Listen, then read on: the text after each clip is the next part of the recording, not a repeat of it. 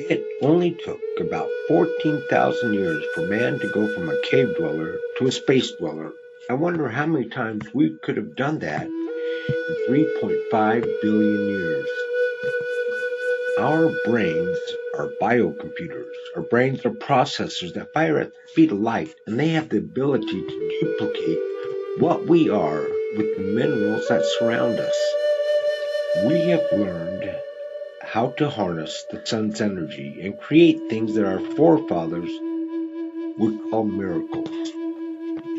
With the use of solar panels, we now have the ability to supply our energy demands without gobbling up our finite resources. The sun energy supplies the power we need to preserve the things we depend on for survival.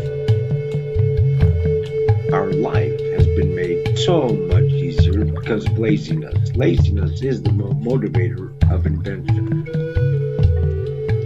Why wash dishes when we can have our machines do it? With the discovery of electricity, we now have the ability to light up our world.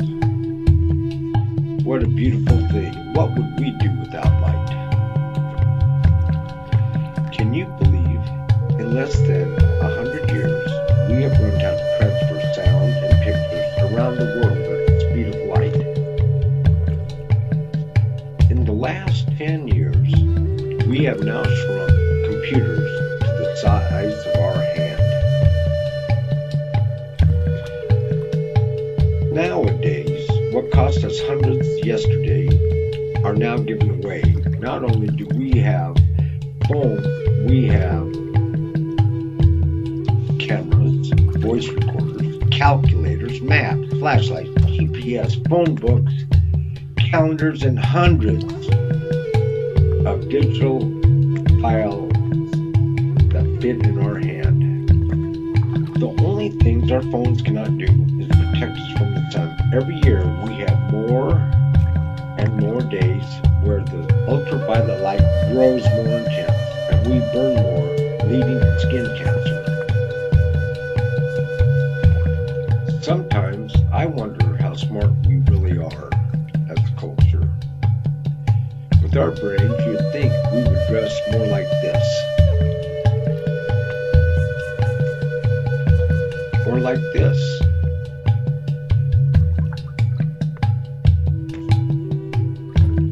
I myself created a double-layer head cover that soaks up your sweat, and as wind blows by, you feel the cooling effect of a swamp cooler. As those ultraviolet rays rain down upon us, I suggest that if you are too cool to cover yourself, you should at least cover your children.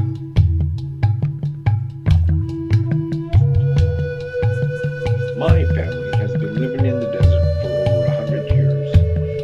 That was when the only air conditioner was a wet towel in a window.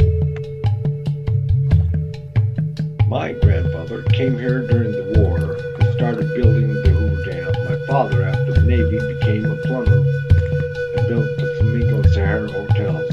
This was my lizard hunting territory.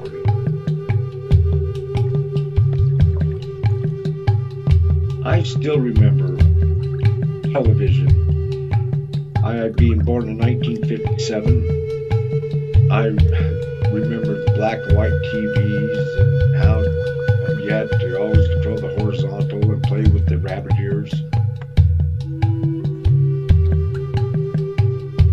And the first radio I ever had was a crystal radio.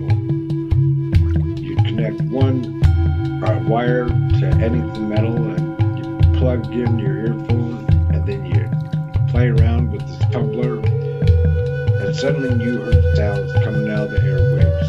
Coolest thing in the world for a kid. As our world has become more network connected, and I have become older, I realize that humankind has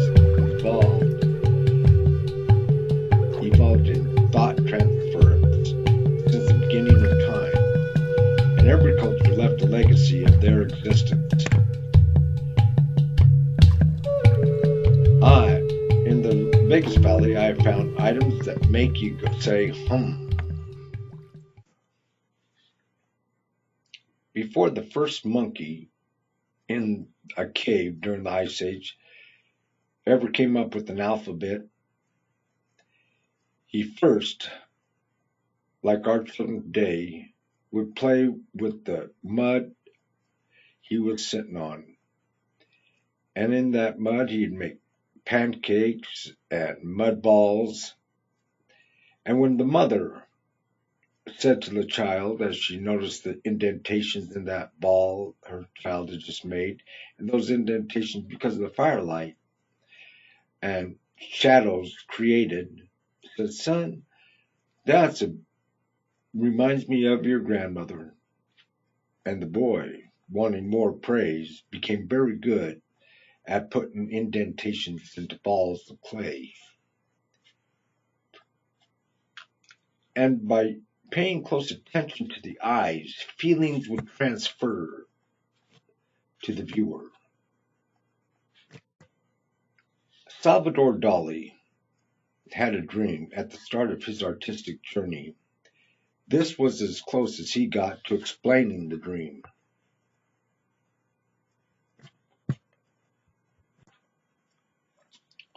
Somehow, someway, I have tapped into the souls of the past, and I wish to teach the children before they become so programmed that they no longer can tap into their ancient past.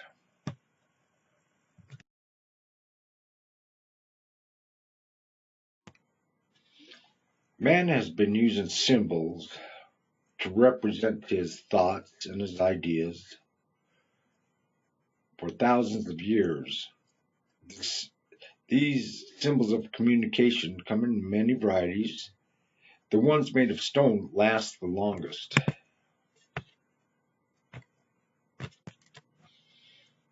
In the last 10 years, I've spent every free moment searching for the pieces of the ancient past that go together as well as these pieces do.